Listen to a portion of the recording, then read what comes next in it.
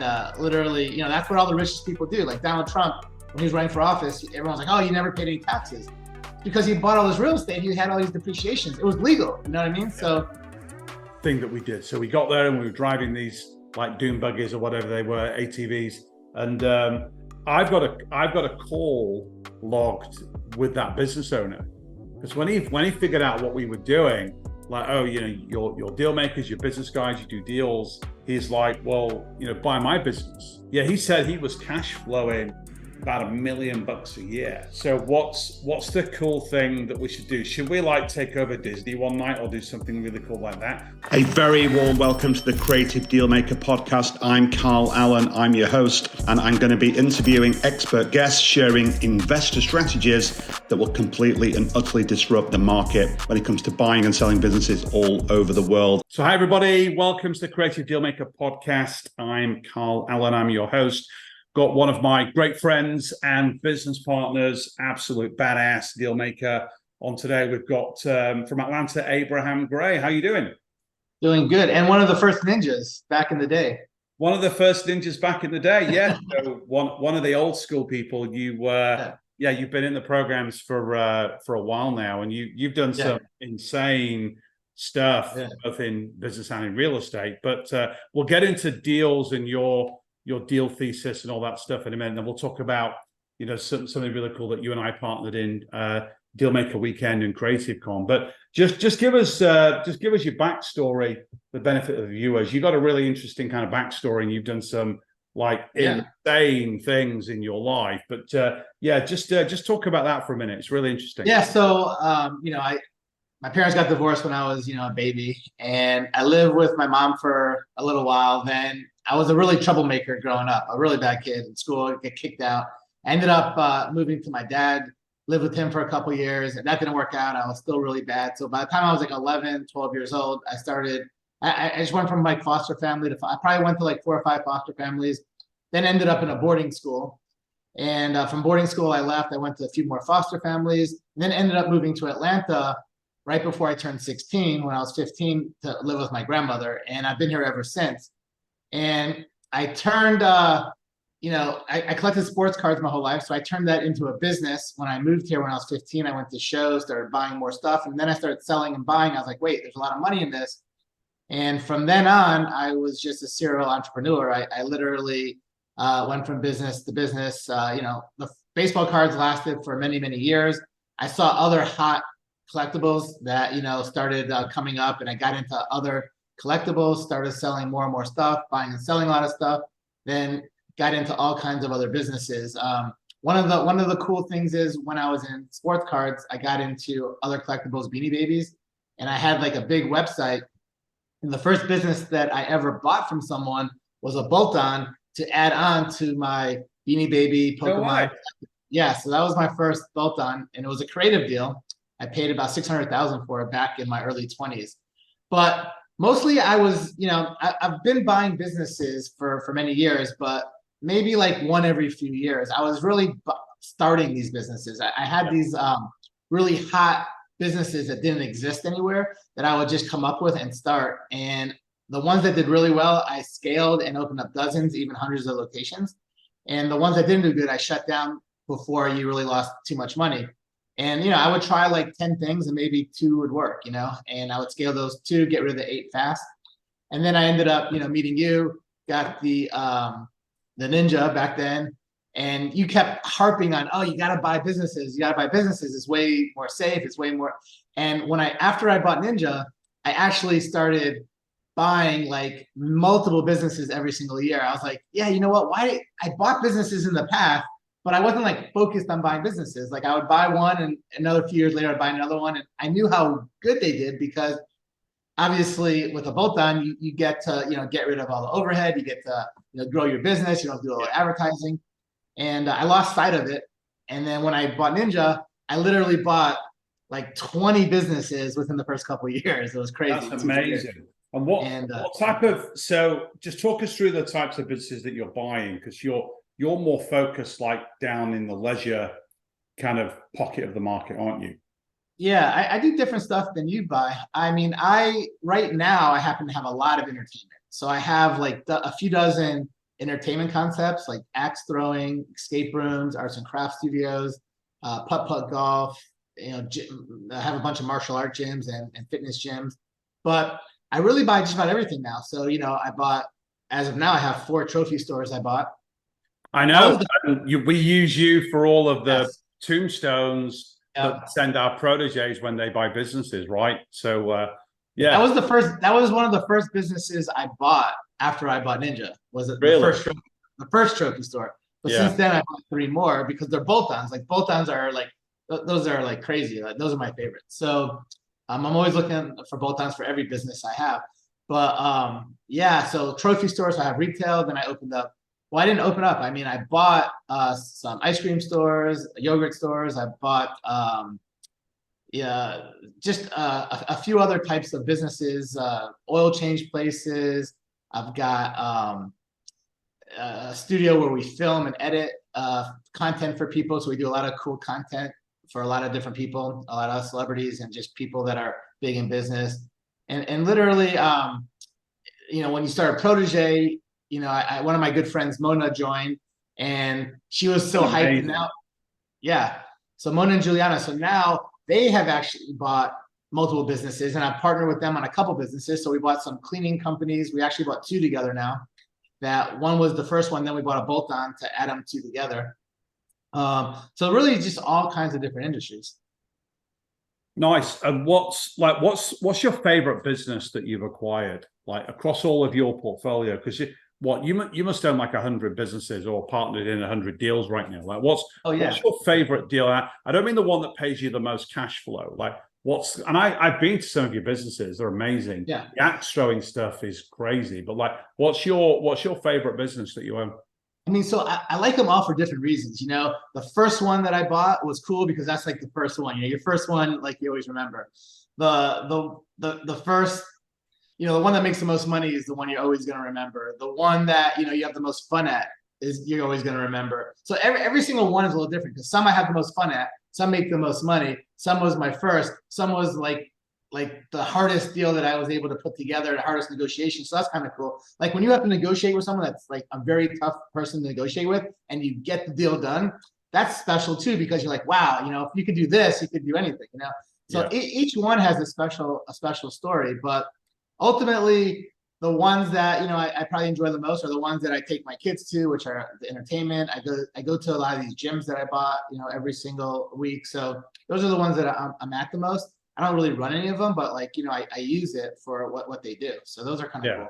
So like you mentioned, you don't run any of those businesses, which is obviously smart. Like, I don't think I own as many businesses as you. I'm at 26 today, probably at 30 by the end of the year, but I don't work in any of them. Apart from Dealmaker, I don't work in any of my businesses at all because I'm a terrible operator, right? The businesses would fail. But obviously for you to have all these companies, you've obviously got a model with how you partner with people. But yeah, just talk about that. So how do you normally like partner with people? And then how much time are you spending in each of these businesses, like in a certain week or month? Yeah, so I probably have a little bit over 40 businesses right now. I literally spend some businesses I haven't been to in a year, or spent time on in a year. I haven't been to some of them in many, many years. But I would say that I might have more businesses than you, but I think I target different types of businesses. Like I think that your average business probably makes maybe a lot more than my average business. So maybe like income wise, you might have the same amount or even more, but like I just have quantity more. So, everyone's different. It's better. It might be, some people it's better to have less and just really make more money. So my average business, probably is making close to 20,000 a month in profit. Okay. Where I'm assuming yours is a lot higher because you target stuff that's a lot higher. Yeah. So yeah. But my goal is to have every business make at least 12, 15,000 a month at least. But then I have some that make 50, 60, 70,000 as well. Before COVID, some of the ones I had were making over 100,000 a month. But COVID, happen and they're doing about half that, which is still great. Yeah. But the way I partner with people is this, I'm just like you. If I ran these businesses, they would all go to shit. Mainly because I can't focus on it. Yeah. To run a business, you have to focus on certain things. And my brain's too scattered. I'm like, I see something else, I want to try to work the deal. I want to work the deal. You can't like buy all these different things and run everything. There's just not enough time in a day. So I partner with people that are good operators, and basically they either are partners with me and we have general managers and they run the general managers, or with some of the businesses I have, like an arts and crafts studio, the first trophy store that I have, I basically found a partner that actually is in the business and runs it, and I gave them a percentage. So the percentage I gave those two partners were 25%. So they get 25% of the business. One of them just gets 25% of the business, no other salary. But one of them is like there all the time and runs it, so they get like a salary plus 25% of the business. Yeah. But typically, I don't give people a percentage of the business. Usually, my partners, me and them put in equal amount of money compared to like what percent we have. So if I have 50%, I'll put in 50%. If they have 20%, they'll put in 20 of the money. But when I have a partner that's like an operator partner that actually runs the actual business, which is not very common. Most of my partners don't actually work in the business. They just kind of manage the managers, Yeah. So they're not in the business.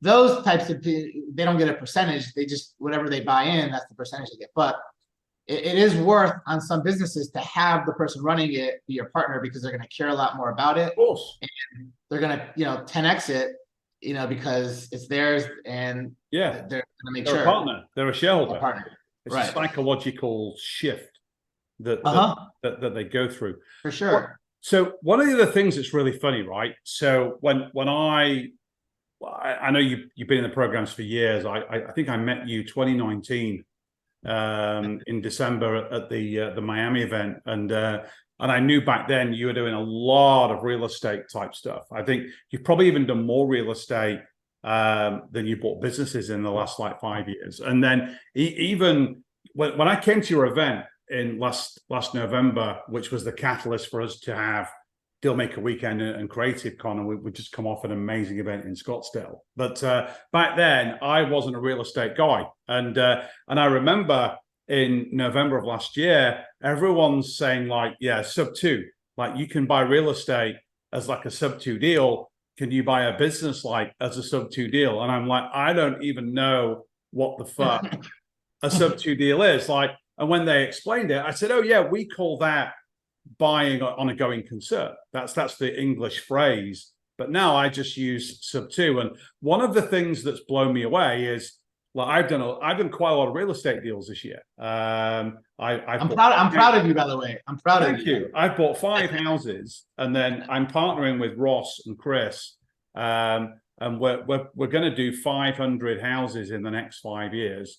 Where I'm going to New York next week, raising. I'm raising about $250 million right now across 3 or 4 major projects. One is Econfolio, the other one is the big KOD coaching roll up, and then I want to build like a $50 to $100 million real estate fund, and then basically just buy loads and loads and loads of like sub 2s, all these option deals, or all these other creative deals. And like what's really surprised me is how transferable the skill sets are between doing business deals and doing real estate deals. And I think there's like 1,000 people in Protégé now. Like there was probably 200 last year when I came to your event, and it was the first time like the sub 2 community like knew who I was, right? And then I met Pace, and I joined sub 2, and I got to know all these guys, and then like all these real estate people that are coming into Protégé, they're amazing because they've got all of those skills, right? They know they got to build funnels. They know they got to look at a lot of opportunities. They know they've got to get really creative on the deal structure. They know how to raise capital if they need it. And like I'm ashamed it's took me all this time to realize that, because I was never in the real estate market. Well, that's because in the UK, there is no real estate market. Like none of the stuff that we do in the United States. So if I lived in the UK, I would think the same exact thing. You don't know what you don't know until you know it. Yeah, you can't do sub 2 deals in England. It's illegal. Yeah. You can't do it. Yeah. But you can do sub 2 deals over here. I've done 4 this year, and they cash flow like absolute crazy. My Airbnbs down in Disney, oh my God, they're cash flowing each at least $5,000 a month after all of my management fees and PITI and like repairs and all that kind of stuff. And the appreciation, you get the depreciation tax write-offs. I mean, like the tax like Pace buys crazy amounts of real estate just so he doesn't have to pay taxes at the end of the year. Like literally, he has a meeting every month with his team. Okay, how much money am I going to owe in taxes? I need to buy this much in real estate. And literally, you know, that's what all the richest people do. Like Donald Trump, when he was running for office, everyone's like, "Oh, you never paid any taxes," because he bought all this real estate. He had all these depreciations. It was legal. You know what I mean? Yeah. So in the United States, the real estate's really powerful for building generational wealth, but also saving your money that you're making every year. Yeah. And I think, you know, one of the things that's really shocked me about the real estate market is just how creative you can get with these sorts of deals, right? And I want you to tell the story of how you got really creative one day with tell the electrician story. This is like my favorite story that you tell. I want the viewers to kind of listen to the story. You want to hear my electrician story? Yeah, tell the viewers the electrician story. All right. So I do, as Carl was saying, I do a ton of fix and flips. And in 2021, 2022, I did almost about 300 fix and flips each year. So a crazy amount.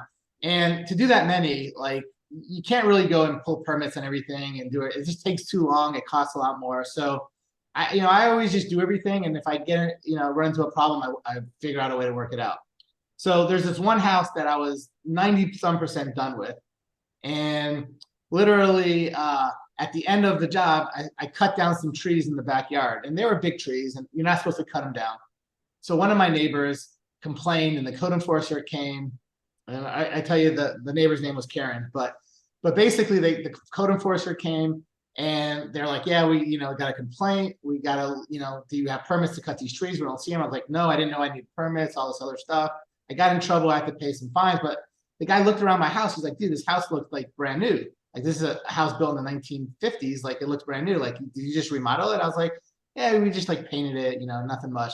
He's like, I don't know. So, I need to look. And he peeked in. He's like, the breaker box looks brand new and this and that. I was like, okay, all right. I did all this stuff. He's like, you don't have permits? I was like, I'm not sure. I don't know. And it ended up, I didn't have permits. Of course I knew I didn't have permits. And he's like, well, we're having some big problems with, people like electricians coming in and changing all the wires, breaker boxes, and not getting permits. We had a house fire about a year ago and we've been really picky about it. So like, we're really trying to cut down on it. I was like, okay. So he's like, you know what? You're going to get in big trouble for this because we can make you rip out every single thing in the house, all the wiring, do all this, take all the sheetrock down. And literally that would have cost like tens of thousands of dollars.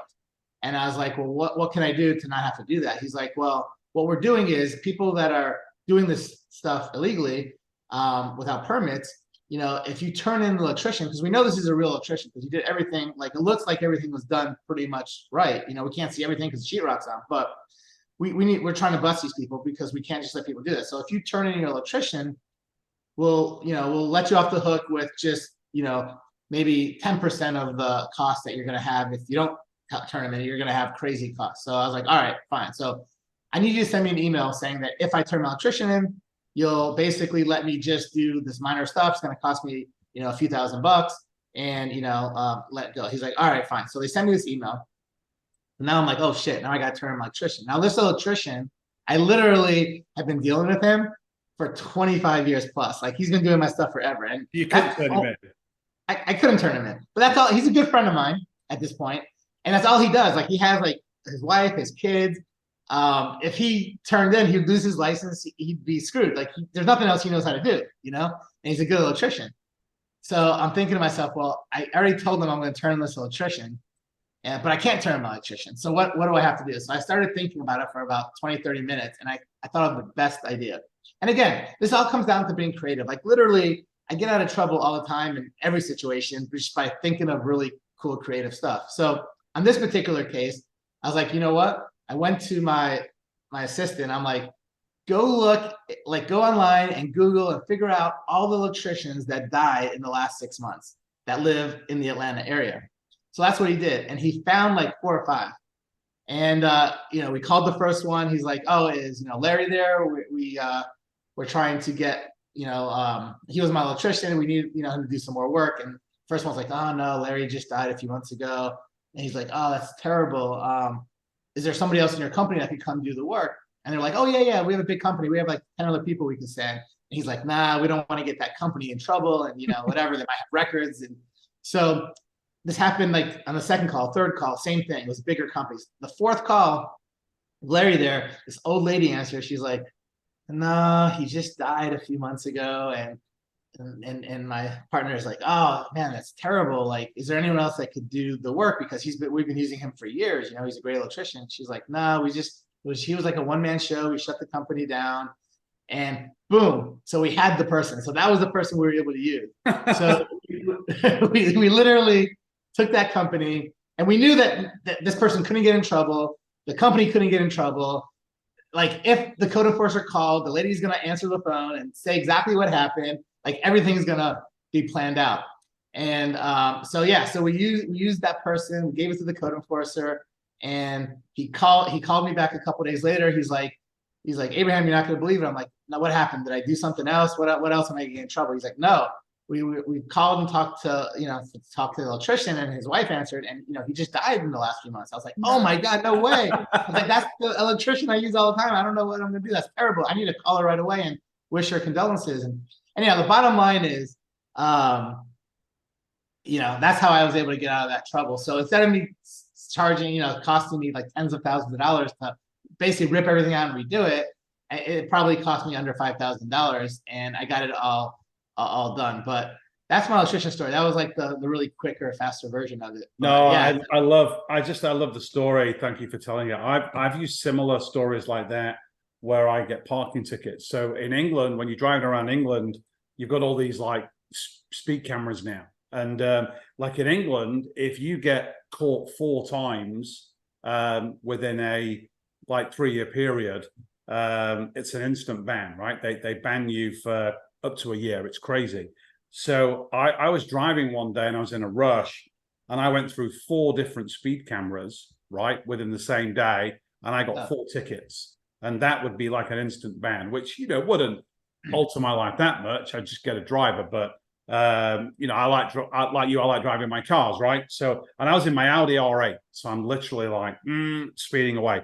So I got creative, and what I did is I wrote, because you get a form and it said who was driving your car, and I just put a fictitious like German name and said, "Oh yeah, it was like one of my business partners. He was over here, like he's gone back to Germany." And what's really interesting is like the UK like licensing authority, they because now we're out of the EU, they can't tap into the other databases. So like they wrote back to me and said, "Hey, appreciate that, thank you. Yeah, we've tried to contact Mr. Fritz over in Hamburg, but we've not heard back from him. So we're just going to let these go." And it's absolutely crazy that people do that. But yeah, pretty amazing. So let's talk about Creative Con. So what was really awesome about like you came so last year you came to my event, my protege event in Vegas, and you were speaking on the stage, and like everybody loved you. And then you said, "Hey Carl, come to my event in Atlanta in November, your Gray Method event." And then what's really interesting about you and I is we both look at deal making from a different perspective, right? Mine's a bit more of the kind of the Wall Street stuff, which is where I was taught how to do this, and yours is really from the Main Street stuff, which I think is even more powerful because you've learned how to do this. I know you've been through all my programs, but like you did this at a younger age. You were doing all these deals, and I think that combination of me and you, and then when we factor in Chris and we factor in Pace as well on some of his stuff, like these events are insane. Like every event, I think, is getting better and better and better. Like Tampa was really good. Like Newark was even better, and then Scottsdale. Wow, I think that's the best event like I've ever like co-hosted. It was insane. We added about 40 proteges. into the community from that event. Did a whole bunch of really, really cool networking. Crazy bonus speakers and events that we did after, like everybody went out, and even Monday we went, sightseeing, went on the ATVs and all kinds of cool stuff for everybody. Yeah, it was really cool. So I don't know if I told you this, like the ATV thing that we did. So we got there and we were driving these like dune buggies or whatever they were, ATVs, and I've got a call logged with that business owner, because when he figured out what we were doing, like, oh, your deal makers, your business guys, you do deals. He's like, well, buy my business. Yeah. And I'm like, this is a freaking cool business, right? It's probably a very, very simple business to operate. You've just got the permits to drive on the land. You've got the mechanics. You've got the coaches and instructors. Probably the biggest cost in that business is liability insurance. But he said he was cash flowing about $1 million a year just for that business. Can you believe that? That's crazy. Wow, that's crazy. He had a lot of ATVs, but yeah, that's a lot of money for a business like that. Yeah, I think he's probably got about 50% margins. I reckon he does about 2 million revenue. I reckon he's cash flowing about half of that. Do you know what it cost per person that we had to go there? Because we paid for it. You know how much each person was? $100. 180. 180. Okay. Yeah. It was so worth it. Yeah. It was so worth it. So and after we had to pay for a few other things and with tips. It was close to 200 after it was all said and done. Yeah, definitely worth it. Who was in your car? I had one of my sons, and I had like this one girl and this one guy that drove the whole time. I just let him drive the whole time because I've done it a few times, and but no, it was cool. We talked. It was good. We're still in communications and stuff. Yeah. So I was in a 4. There was me, Erin Gray, who's doing loads of really cool marketing acquisitions in Protégé, Crystal Anderson, who owns a big roofing company. She's doing bolt-ons. And then we had Andrea Chin was in the car as well from Sub 2, right? So she didn't really want to drive. So I took the first one out to the checkpoint, and then Erin took the second one. Quite amazing deal maker. Drove like Max Verstappen. Like, oh my God, she can drive one of those things. She's literally like really close behind the other car, and she's doing the racing line, and it was absolutely amazing. And then so what are we going to do then, because the next event's in Orlando in February, right? So what's the cool thing that we should do? Should we like take over Disney one night or do something really cool like that? What's the VIP bonus event? I mean, you're probably too scared to do some of the stuff I would do, like swim with alligators or bungee jumping. I know you don't want to do that type of stuff. Yeah, I don't mind swimming with alligators or sharks. I don't like jumping out of airplanes, and I have really bad vertigo. So there's lots of cool things we can do. We'll come up with like a list of stuff and see what makes sense. Yeah, cool. So what are the deals have you got on at the moment? Have you got any of the deals under LOI? Yeah, so there's a tree company that I'm working on here in Atlanta that where hopefully will close by January for sure. But that's a really good business. I'm partnering with someone that was at the New Jersey event. Actually, we met right before the New Jersey event. He came to the New Jersey event to learn all that stuff, and now we're going to partner. There's so many people at all these different events that I've partnered with. That's the really cool thing about these events. Not only do I partner with a ton of people, you gave the statistics at the last couple of events, which was crazy. Like a few years ago, people in Protégé, maybe 10 or 20% were partnering. Yeah. And at these events now, it's like over 50, 60, I mean, some crazy amount of people that are partnering. So I'm partnering with Nick on the tree company. I just partnered with Angelo on some businesses. I just partnered with Mona on a bunch of businesses. I partnered with, I mean, you name it. Like there's all kinds of people at all these events that we're partnering. But yeah, the list goes on. Are you partnering with Mona on the roofing company? I'm not partnering with her on that one. No, Just on the two cleaning companies. She's got like a couple other people, but she's partnering with like 3 or 4 other proteges. I know. It's all these proteges that are partnering together. I know. And what I love about Mona as well is like she's got that letter writing business with Juliana. Juliana. And this is like one of the great examples where you and I together do like really cool stuff. So as you know, in the old Ninja course, and we still kind of have this in Protege, I have the direct letter template, right? And it's very boring. It does the job, it builds the rapport, you send it out. But then what you did is you pimped it up with like all these shaped envelopes, you put stickers on, and like people kind of started doing your version, and their response rates have like skyrocketed. Who's not going to open that letter? Who's not going to open that letter? Like it's impossible not to. Just out of curiosity alone. I know. You got to open it.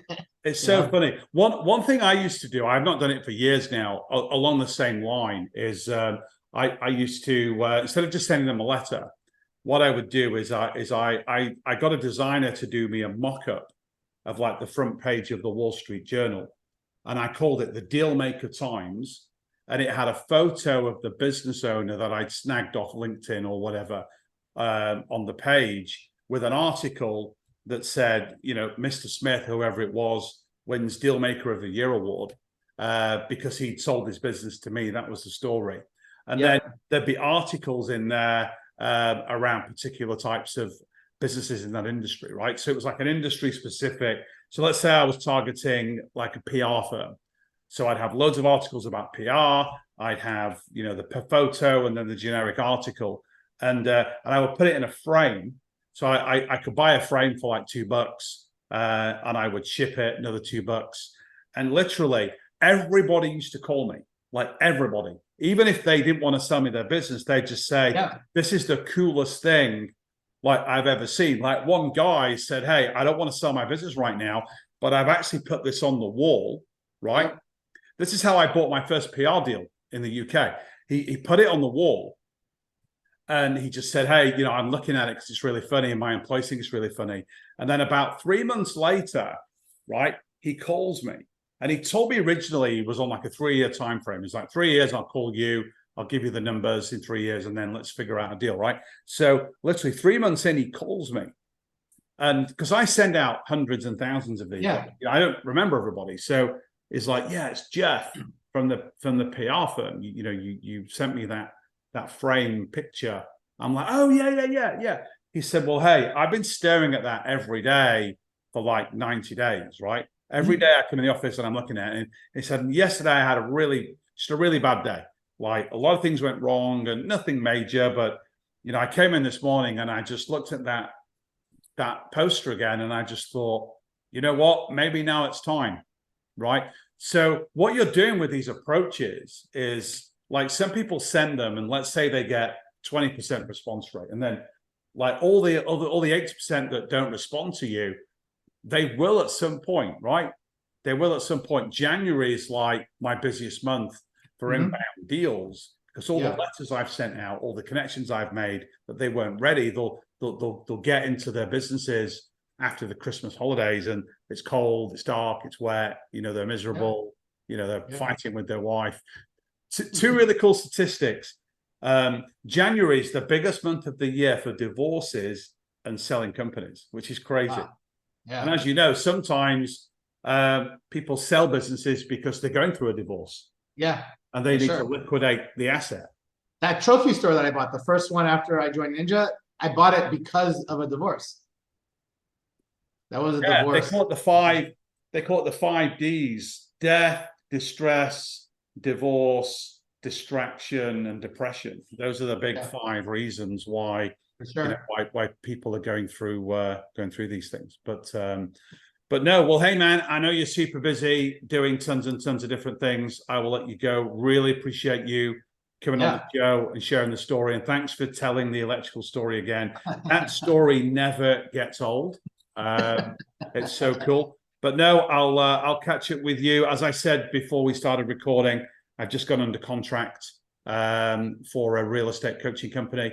So can't wait to close that. That's a really creative deal. So we're probably going to close on that within the next 2 to 3 weeks, probably. Depends how quick my attorney can get the legals done. But as soon as I own that, I'll give you a login, because I know you know a million times more about real estate than I do.